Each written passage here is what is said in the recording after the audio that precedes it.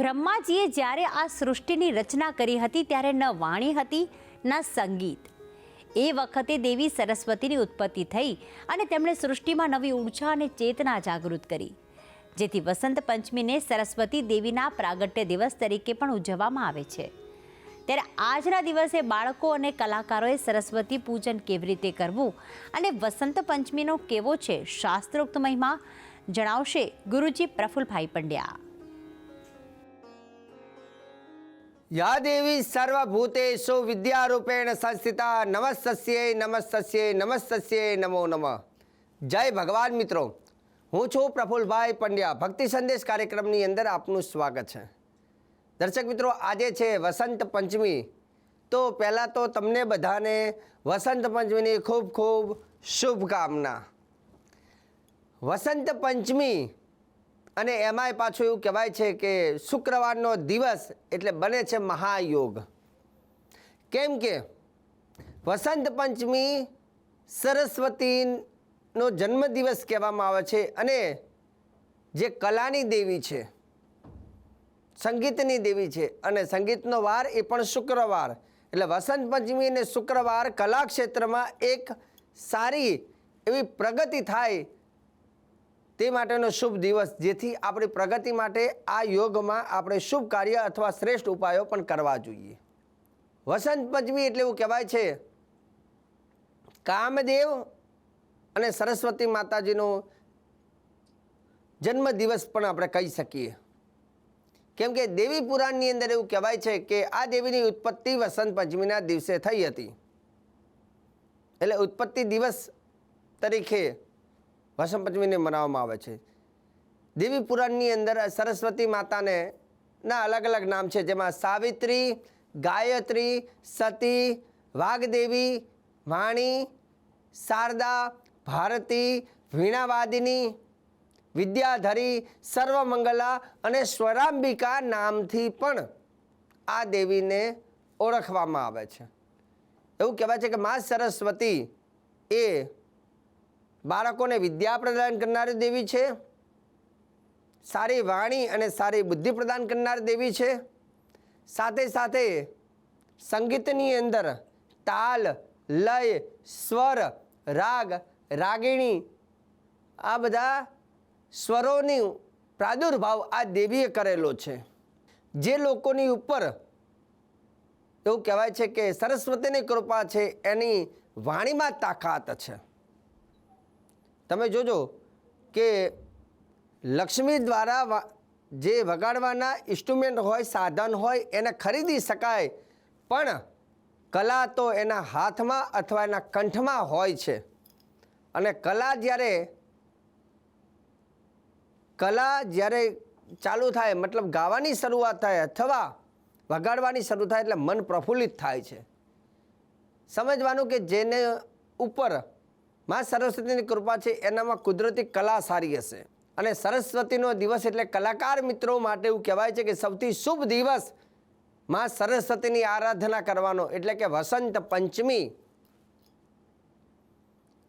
એવું કહેવાય છે કે આજે જે લોકો કલા ક્ષેત્રથી જેનો વ્યવસાય હોય તો તે તમામ લોકોએ વસંત પંચમીના દિવસે શું કરવું જોઈએ?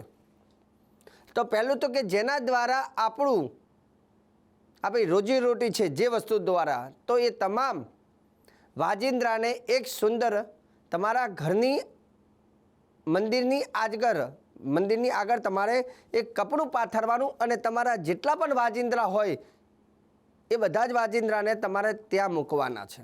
શક્ય હોય તો પહેલાં એક કપડું લેવું અને ગંગાજલ દ્વારા, મતલબ થોડું ગંગાજલ લઈ અને ભીનું પોતા જેવું કરી અને બધા જ વાજિંદ્રાને એકદમ શુદ્ધ કરી દો.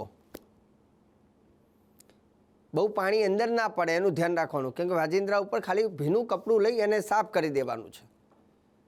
બીજા નંબરની વસ્તુ, તમામ વાજિંદ્રા જે છે એની ઉપર કુમકુમ એટલે કે કંકુ દ્વારા સ્વસ્તિક સાથીઓ બનાવો. અને જ્યારે તમે સાથીઓ બનાવો છો ત્યારે મા સરસ્વતીનો એક મંત્ર બોલો, ઓમ ઐમ સરસ્વત્યય નમઃ, ઓમ ઐમ સરસ્વત્યય નમઃ. આ મંત્ર બોલીને તમે એની પર સાથીઓ બનાવો. બીજા નંબરની વસ્તુ, શ્વેત પુષ્પૈ પૂજિતમ, સફેદ પુષ્પ, સફેદ ફૂલનો હાર અથવા શ્વેત પુષ્પ એ તમામ જે કંઈ વાજિંત્ર છે એની ઉપર વસ્તુ, જે કંઈ ઇન્સ્ટ્રુમેન્ટ છે એની ઉપર મૂકો. સરસ મજાનો ધૂપ લઈ અને એની ઉપર ધૂપ આપો. અને સરસ્વતીનો આજનો દિવસ હોય ત્યારે હંમેશા લોકોએ એને પગે લાગવું. જે વાજિંત્ર હોય એને નમસ્કાર કરી એનું માથું, પોતાનું ભાગ્ય એની ઉપર લગાવવું.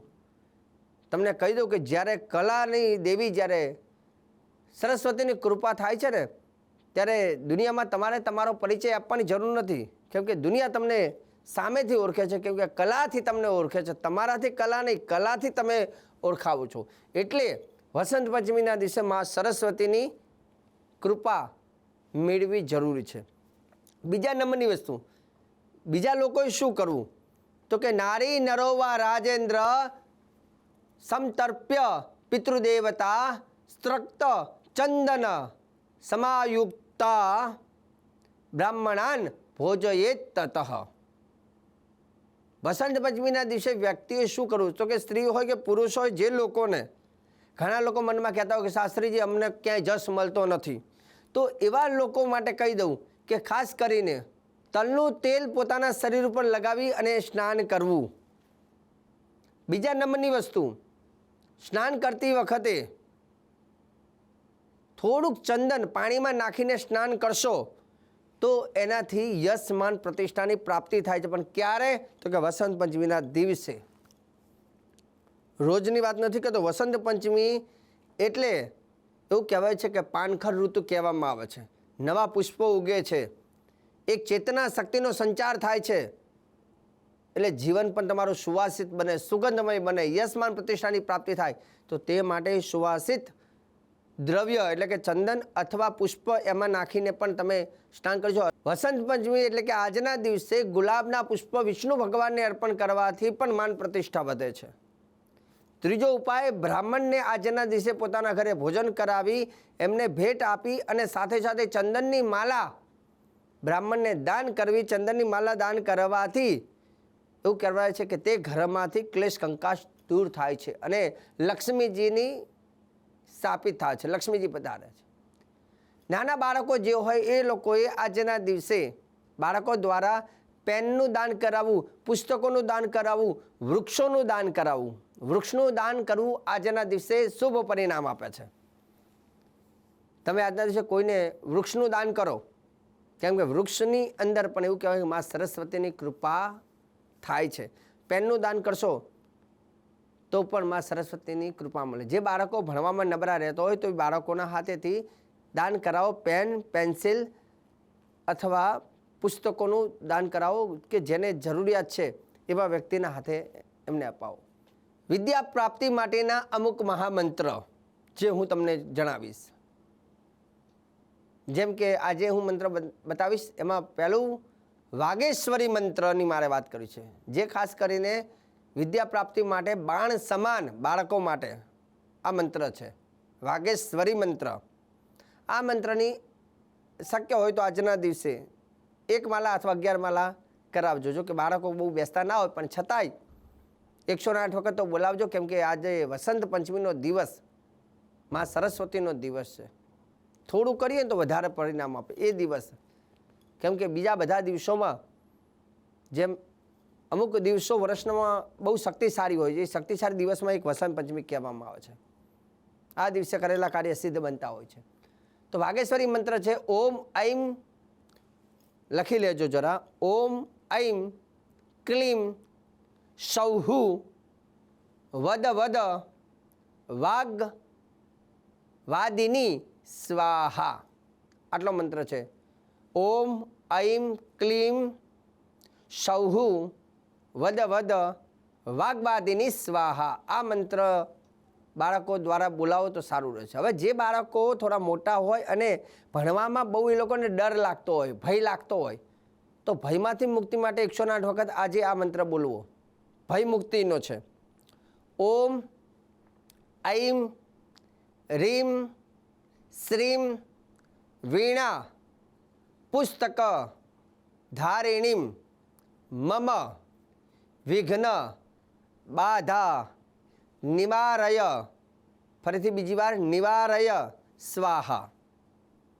ઓમ ઐમ રીમ શ્રીમ વીણા પુસ્તક ધારિણી મમ વિઘ્ન બાધા નિવારય નિવારય સ્વાહા. આ મંત્ર બોલવાથી ભયમાંથી મુક્તિ મળે છે. હવે ગાયત્રી, સરસ્વતી ગાયત્રી મંત્ર, તો એ આ પ્રમાણે છે. ઓમ ઐમ વાગદેવ્યે